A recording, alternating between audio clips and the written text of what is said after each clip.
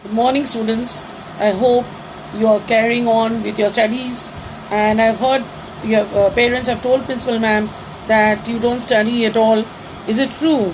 So, in order to cope up with the situation, in this pandemic situation, we have to study and we have to carry on our life as normal. Otherwise, you will suffer. So, you see now, students, we have to carry on with the chapters, and I hope you have uploaded the assignments, the answers of the assignments which I have given you. Have you uploaded or not? Okay, so you upload it, and if you have any queries, you also call me up between 6 to 8 p.m. in the evening, and then we can have a discussion regarding the questions. So students, let's start the chapter.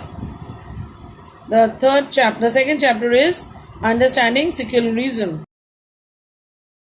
So India is a secular country. So what is the meaning of secular? By secular we mean that people of different religious communities like Hindus, Muslims, Christians, Sikhs, Jains, Buddhists, they all live together and they celebrate their religions together. They share their tiffin, they share their food, they play together. So that is, all the religious communities, we treat each other as equal. We cannot say one is higher or one is lower than the other. So that is the meaning of secularism. History provides us with many examples of discrimination, exclusion and persecution on the grounds of religion. We will see in the time of Hitler in Germany, many Jews were persecuted, they were killed. 7 millions of people were killed, innocent people, Jews, they were all Jews. And even in the Jewish state of Israel, we see that Muslims and Christians, they are minorities and they are treated very badly in Israel. And in Saudi Arabia, we see that the non-Muslims, that is the Christians, the Hindus and other people of other religions, they are not allowed to build temples or churches, nor can they gather in a public place for prayers. So in all these examples we see that the members of one religious community, they either persecute or they discriminate against members of other religious communities. So this acts of discrimination takes place more easily when one religion is given official recognition by the state at the expense of other religions. So this should not be the case. We should, or like in India is a democratic country and India treats everyone as equal. Previous chapter we have seen that the Indian Constitution has taught us about fundamental rights. So what are fundamental rights? Fundamental rights are those rights which protect us against the state power as well as against tyranny of the majority. So the Indian Constitution also allows the individuals to practice our own religion.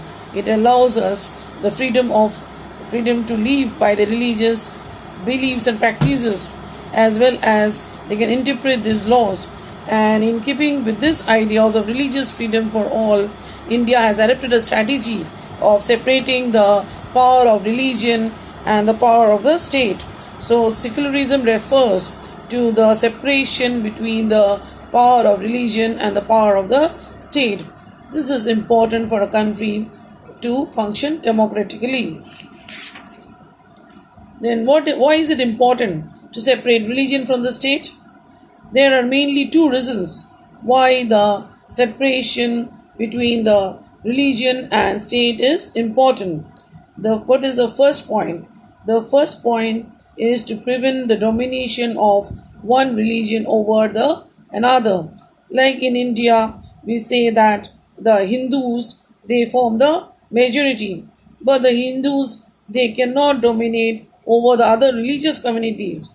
Then what will happen? Then there will be communal upbringings or there will be communal rights.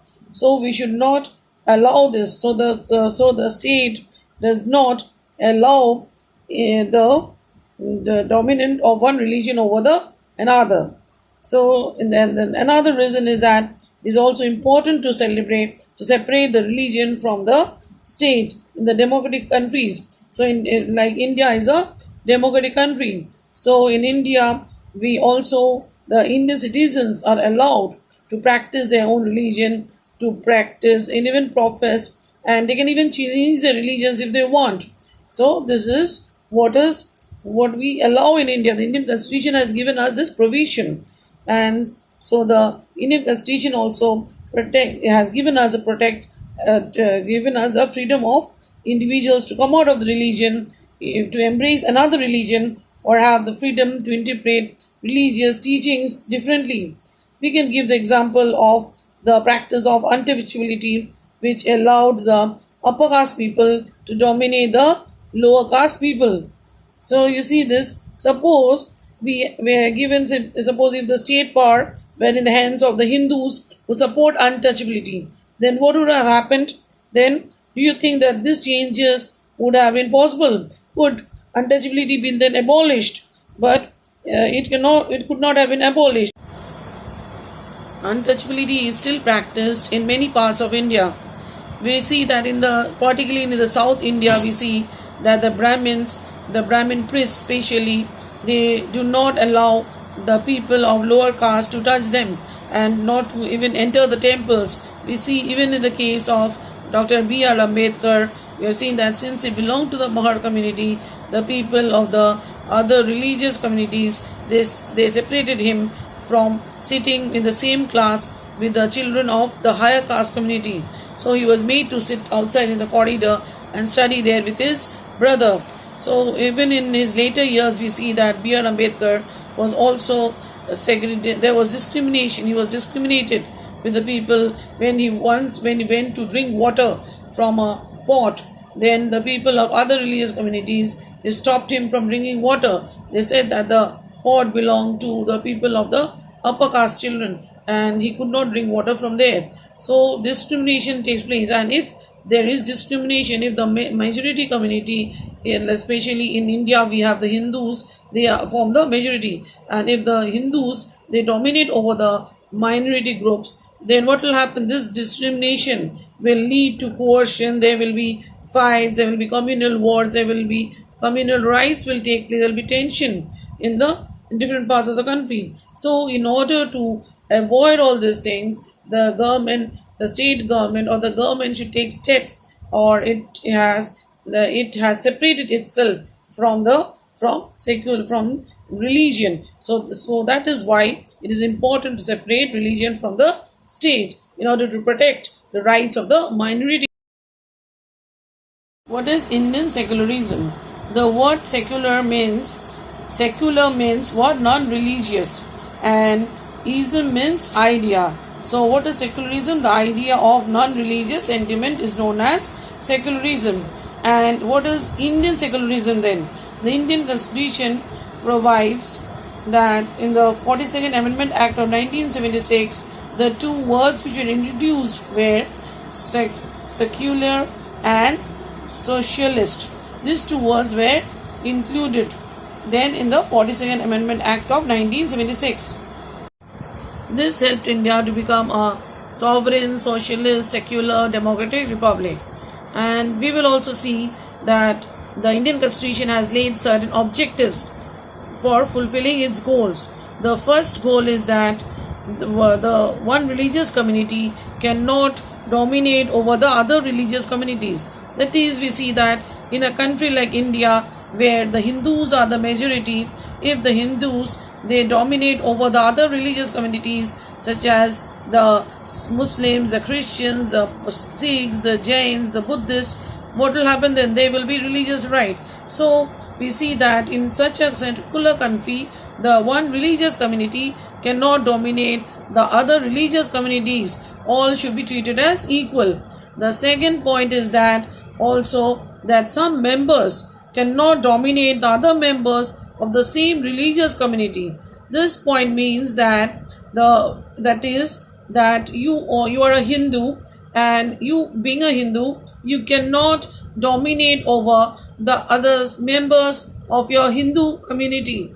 We cannot say that some are some are high, some belong to the high caste, some belong to the low caste, or some are rich, some are poor. So all should be treated as equal. They all, that is, this is what we say in a secular country. The third point is that the state does not enforce any particular religion, nor does it take in the away the religious freedom of the individuals. That is, we can say that the state is it separates itself from religion, because if the state interferes in the matters of any particular religion, the other religious communities, they will protest, they will not feel at home.